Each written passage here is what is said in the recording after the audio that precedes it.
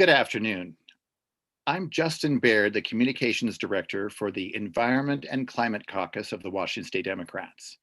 This is our third broadcast to allow candidates who are seeking the endorsement of the members to speak for 2 minutes to explain their campaigns, their mission, and why they would like that endorsement.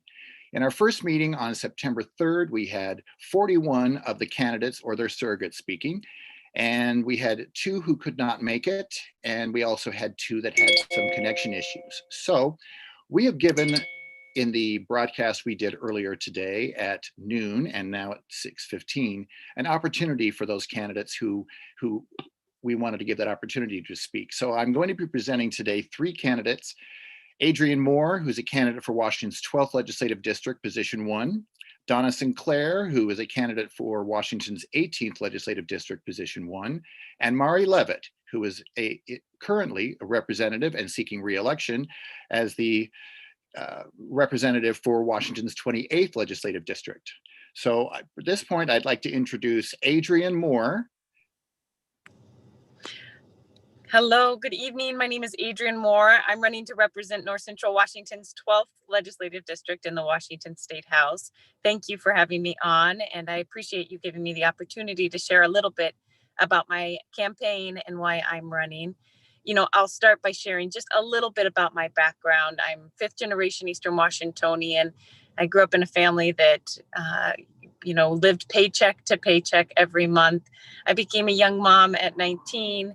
And I worked my way through college, and I utilized things like Pell Grants and Basic Health, which was a public option healthcare, subsidized childcare, and occasionally even food stamps to get my way through college.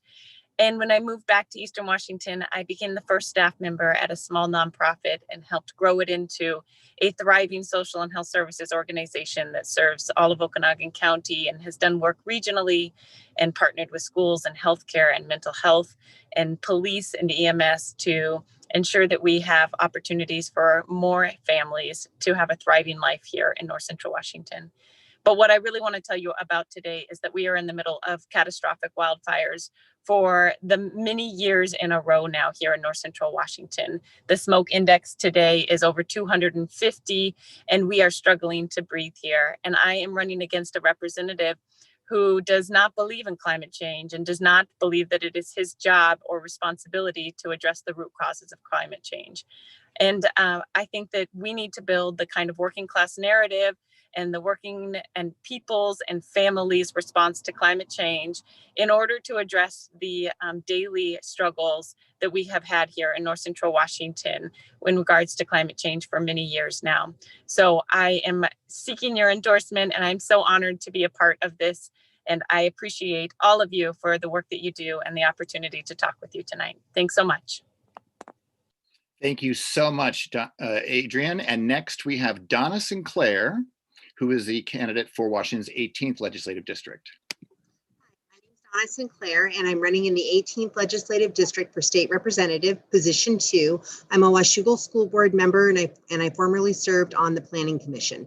I'm running because I want to create a sustainable future here in Clark County. I'm endorsed by the Sierra Club and the Washington Conservation Voters. I'm designated as an Evergreen Futures candidate.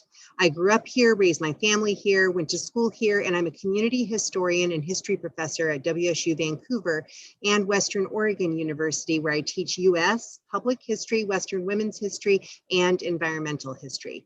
I think that my background and understanding of this region gives me a unique insight into our needs, and I have a master's degree in environmental history with a thesis focused on the U.S. Forest Service relationship with the communities of Stevenson and Carson. So I understand fire and forest history. I have a deep and long-lasting commitment to environmental justice. I worked with the Center for Columbia River History and the Confluence Project for many years and have worked for a long time with tribal communities. My PhD focused on public policy, where I examined the incorporation of women and people of color into the Forest Service through interviews. And I recently co-published a memoir with Gloria Brown called Black Woman in Green, Gloria Brown and the Unmarked Trail to Forest Service Leadership. I have a deep understanding of the history of climate change, our forested and riverine landscapes, and I think that that will make me an asset both to the legislature and to the party.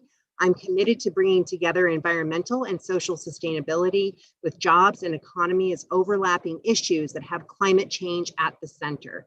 I believe we have a unique opportunity to create partnerships that support green energy development by working with research institutions, our community colleges and K-12 institutions, and tribes to develop educational programs. And here I'd like to develop a vocational technical school in North Clark County.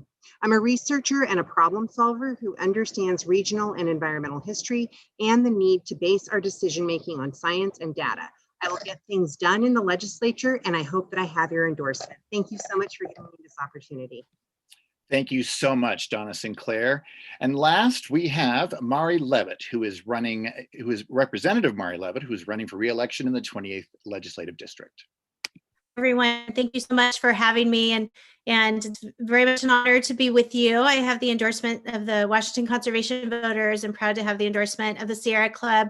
I was elected in 2018 and just finishing up my first term, and have worked this past term on really some monumental environmental policy that we were able to get passed, from making sure that we're ensuring that we're taking care of the Salish Sea, to protecting our orcas from loud marine vessels, to salmon restoration habitat that I was able to bring home $1 million to my district, to making sure that we don't have chemicals in firefighting foam, rather, to making sure we have clean energy buildings, and incentives to our variety of businesses to do the right thing, and when they're not doing the right thing, to hold them accountable. And that's really important, that we protect our environment, not just for ourselves, but most importantly for our future generations. And I think there's no question that these wildfires have suggested that we need to work quickly, and we need to work aggressively to set some pretty aggressive goals and then work to meet those.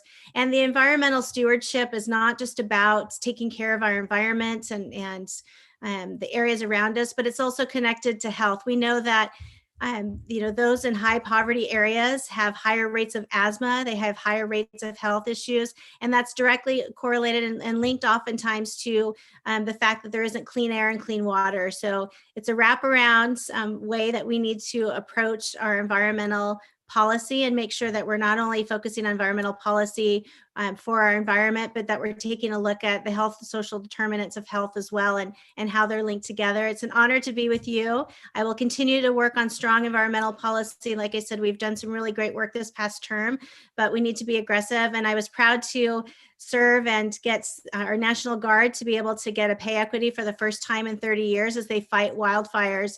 And we know that they're needed right now, along with all of our firefighters. So grateful for the opportunity. We'll continue to work on environmental policy on a variety of different fronts. Thank you.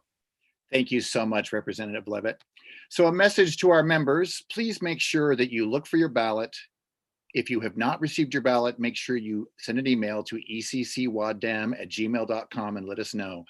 And I want to thank once again Adrian Moore, Donna Sinclair, and Representative Leavitt for coming in today. Thank you. Thank you. Thank you. Have a good day, everyone. You too. Thank you.